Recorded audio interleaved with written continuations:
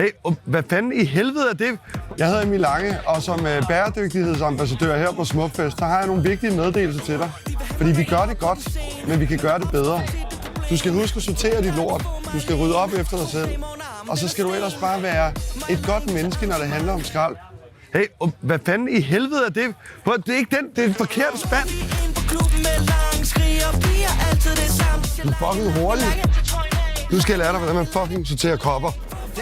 Vidste du egentlig godt, at hvis jeg kommer op med sådan en beskidt krus her, så kan jeg få et nyt af dig? Nu tager jeg lige et nyt, så kan du bare smide det der over i spanden, hvor det hører hjemme. Det var så let. Hold nu kæft, mand. Sådan der. Jeg går hjem. Så moralen på historien er, husk at sortere din fucking krus. Din lille hund.